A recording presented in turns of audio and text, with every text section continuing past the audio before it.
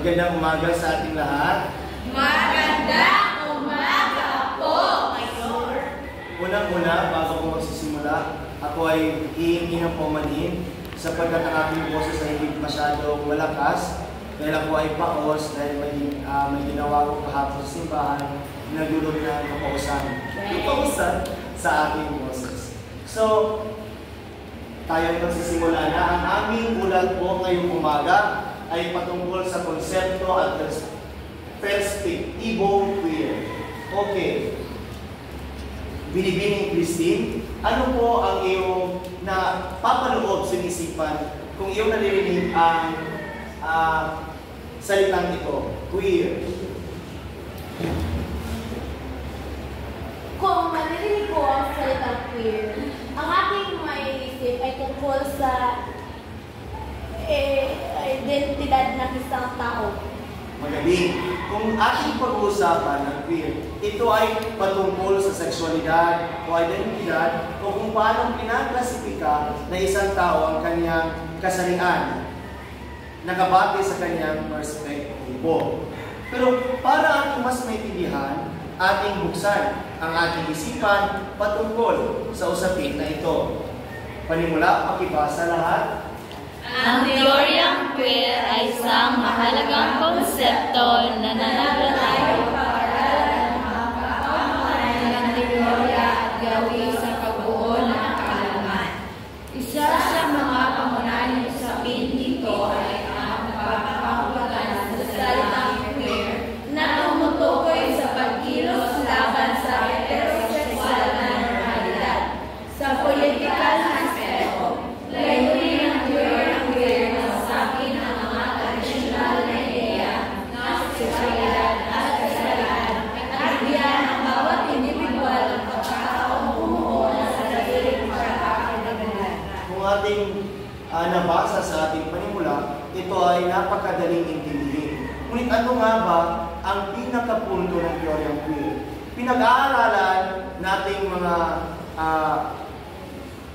guro sa kinabukasan ang teoryang queer upang tayo ay maging inclusive o tayo ay hindi isinasawalang bahala ang ibang mga estudyante na nakabase sa kanilang kasarian. Ang teoryang queer ay nagpapalawak ng ating isipan upang ating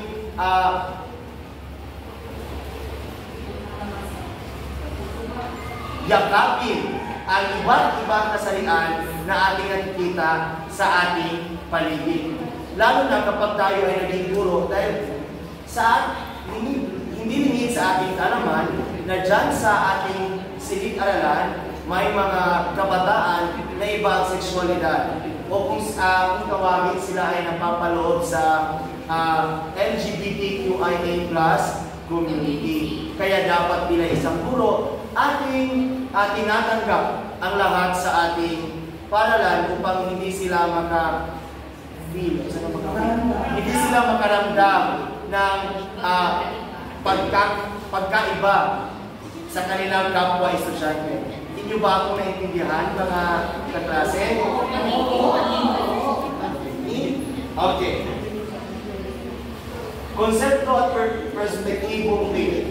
Ito ang definisyon ng perspektibo queer.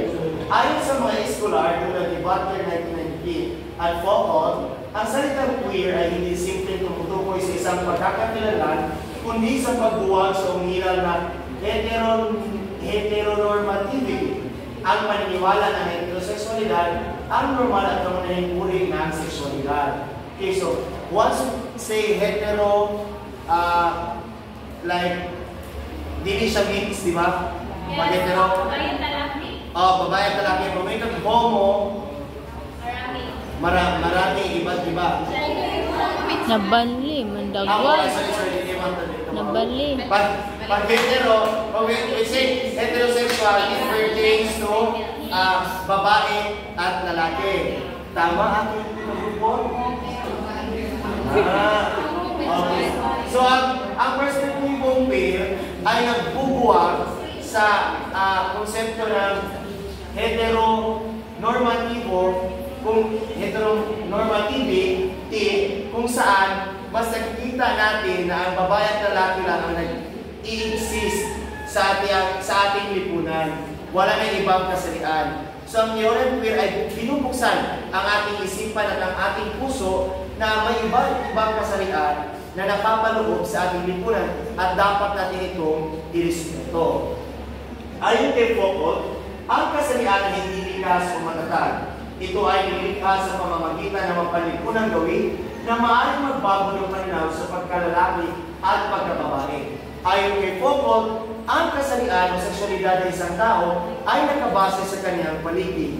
Kung sino ang kanya nakikita sa kanyang paligid ay may malaking posibilidad na ito'y kanyang ma-apply sa kanyang sarili. Okay. Ayon kay Century, may dalawang pananaw ukol sa homosexualidad. Ang minoritisasyon na itinuturing ang mga homosexual bilang minoridad. Okay. So, ang homosexualidad daw ay itinuturing na minoridad o hindi sila parte ng kabuuan. Kung hindi, sila ay nakabukod sa pangkalahatan. Kaya tinatawag na sila ay minoridad, minority in English.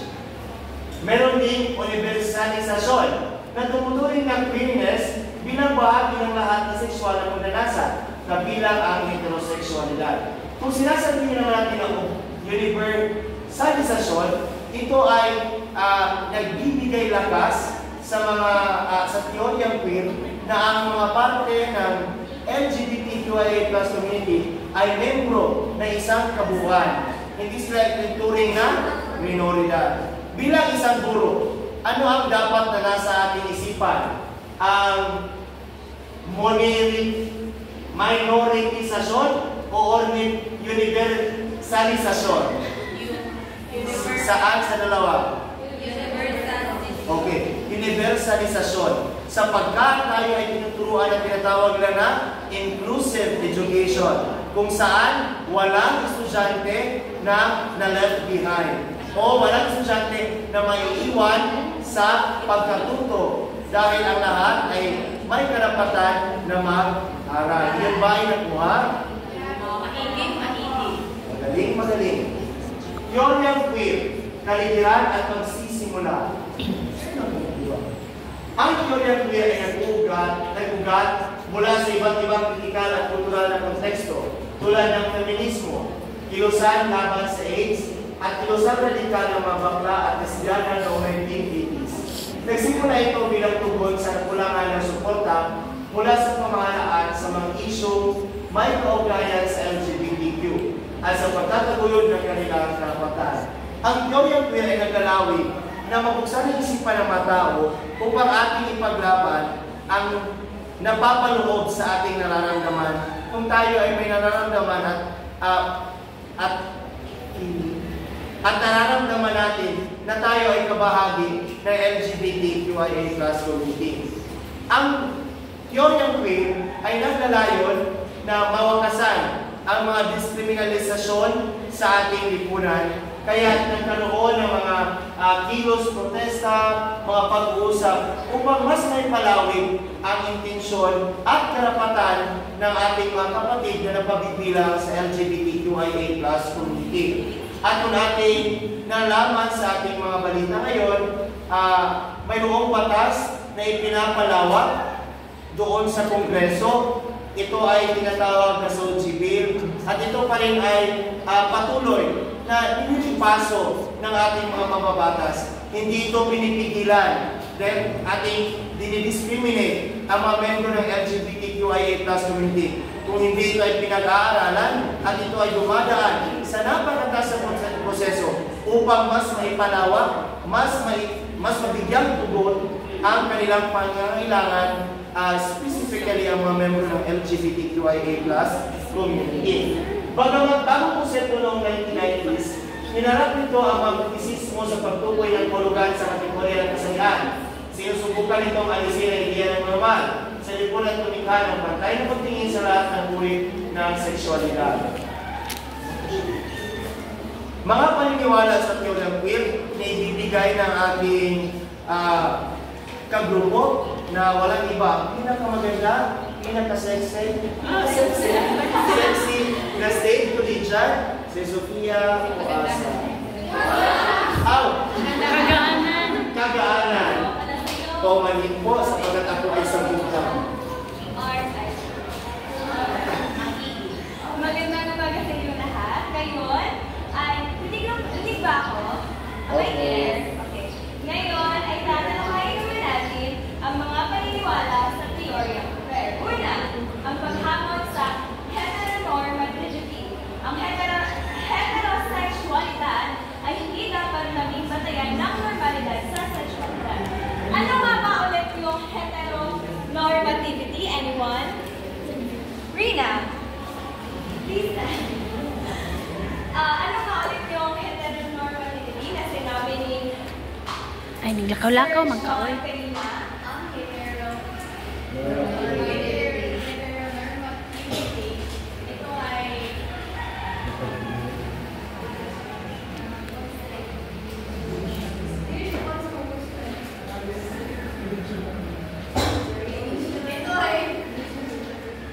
Ito ay tungkol sa lalaki at babae. Ito ay nakasarian. Hindi ito homosexual. Yes, maraming salamat. Ang heteronormativity, ito ay tumutukoy ito sa mga tao na na-attract sa opposite sex. Nakasalihan. Nakasarian, yes, opposite sex. So, babae sa lalaki at lalaki sa babae. Ang homosexualidad naman, ito ay tumutukoy sa mga tao na na-attract sa same na sex. Pareho. Oo, tama. Maraming salamat. Pangalawa, patunay ng pagturing sa sexualidad. Lahat ng orientasyong sexual ay may karapatang magtamo ng pagkilala at respeto. Pangatlo, pagpapalawak ng konsepto ng sexualidad. Ang sexualidad ay hindi dapat limitado sa tradisyonal na pananaw, kundi dapat nitong isama ang lahat ng anyo ng pagkakakilanlan. So, di ba yung mga tradisyonal na pananaw natin sa kasarian ay tungkol lamang sa babae at saka lalaki. Pero ngayon, na marami ng lumalabas ng mga bagong kasarian gaya ng gender fluid, yung mga lesbian, or gay, yung mga miyembro bisexual, mga miyembro ng LGBTQIA na komunidad. Yes? Yes. Ay, sige ko lang. Next.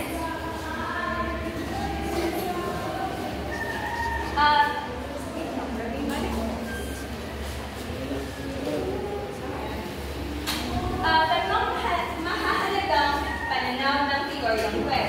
Hindi pagkilala sa heterosexualidad bilang batayan ng sexualidad, paghamon sa pananaw ukol sa homosexualidad bilang minoridad. Hindi ba na-discuss ko na ito?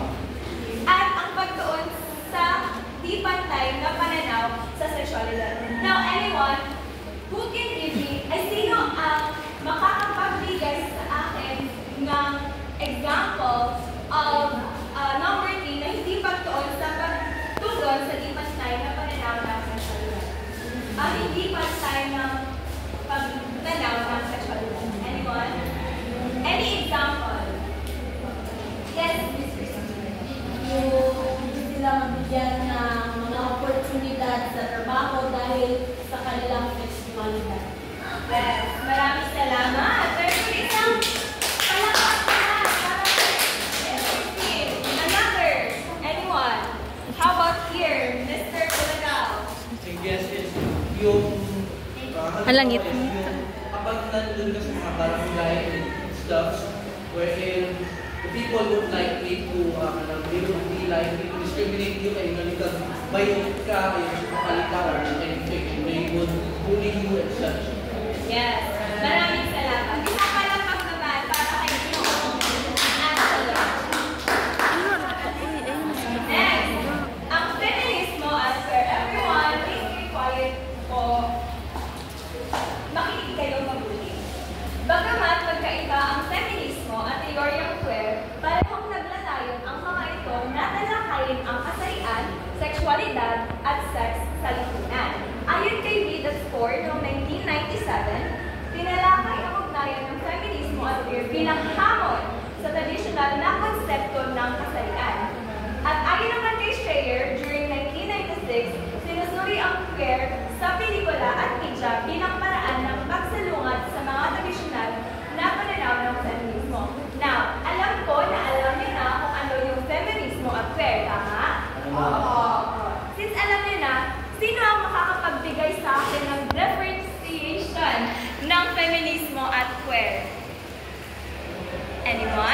should I pick names?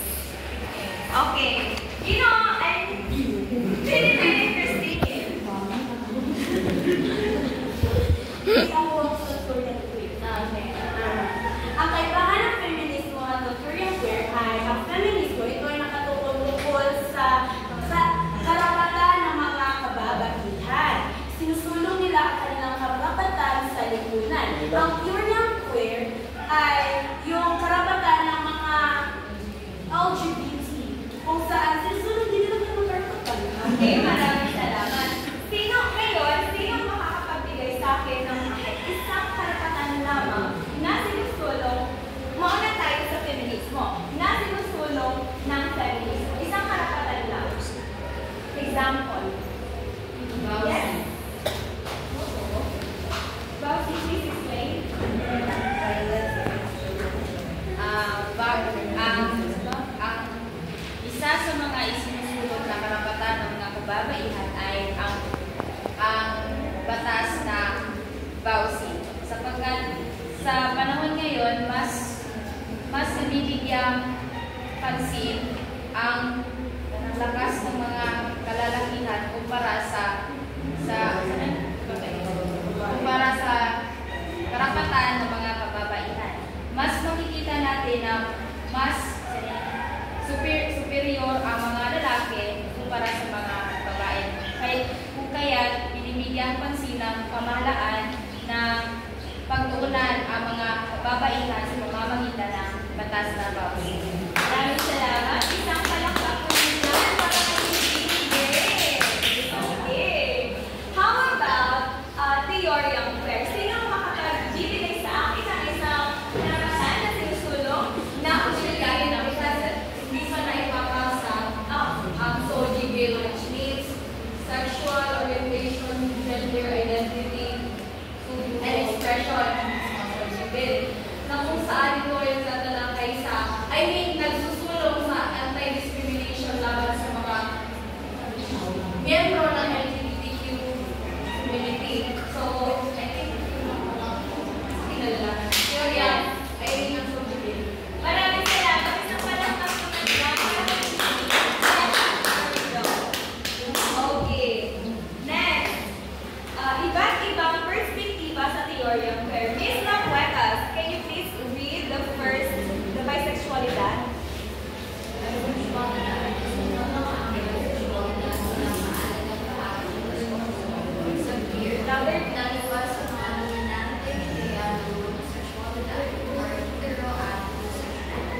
Yes, maraming salamat. So, ang bisexualidad, ito ay tumutukoy sa mga taong hindi lamang na-attract sa opposite na sex, kundi pati rin sa pareha na kasarian. Ang teoryang trans naman, ito ay tumutukoy sa mga karanasan ng transgender at transsexual bilang kahalagang bahagi ng kultural at material na karanasan sa kasarian. Ano nga ulit yung transgender?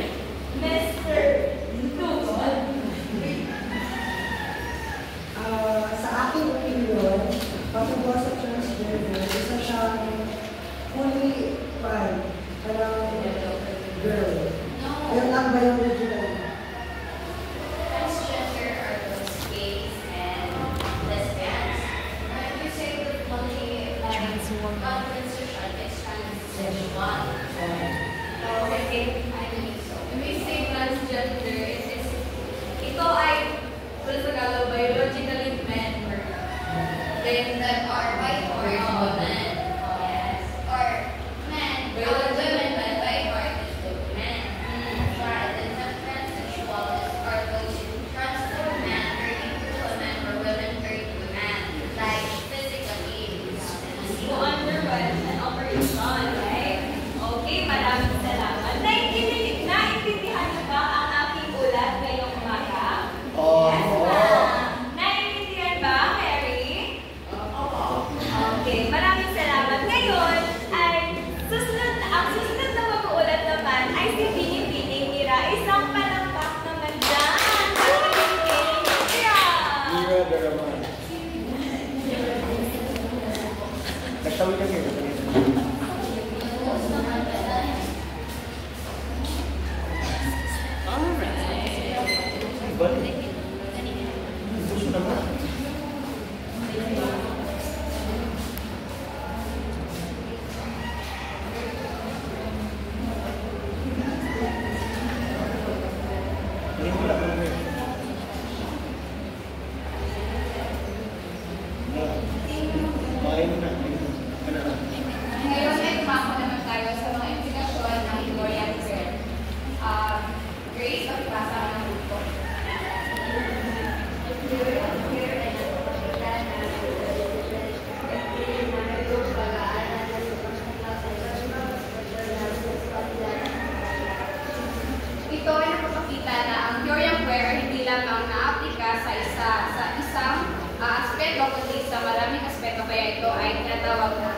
interdisiplinaryo.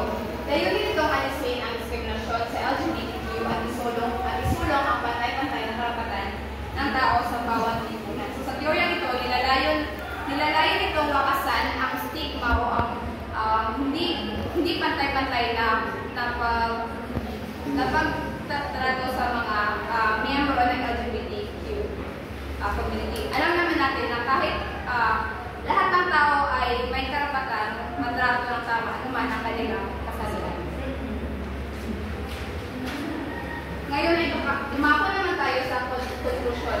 Lahat Ang teoryang queer ay nananawagan ng pagrespeto, pagkakapantay-pantay at pagkilala sa dignidad ng bawat individual, anuman ang kanilang sexual na oryentasyon o kasarian. Hinihikayat nito ang lahat na muling pag-isipan ang mga nakasanayang ideya, itaguyod ang isang inklusibong lipunan at magbigay ng pantay na pagkakataon sa bawat isa upang maabot ang kanilang potensyal. Sa ganitong paraan, ang teorya ay naging daan upang higit nating maunawaan ang kahalagahan ng pagkakaiba sa isang tao at progresibong lipunan. So, ang teorya ito ay may tatlong punto. Una ay ang pagrespeto at pagkakapantay-pantay. So, sa teorya ito, hinihikayat ang lahat na igalang ang bawat tao, anuman ang kanilang sexual na oryentasyon o kasarian. Mahalaga ang pagkakapantay-pantay upang magkaroon ng patas na oportunidad at buhay na walang panghuhusga. Ang ikalawang punto naman ay ang paghamon sa nakasanayang ideya. Hindi dapat natin ituring na normal ang di dapat siya i-normalize na ang ginagalang lamang ay ang mga kasarian ating nakakasanayan.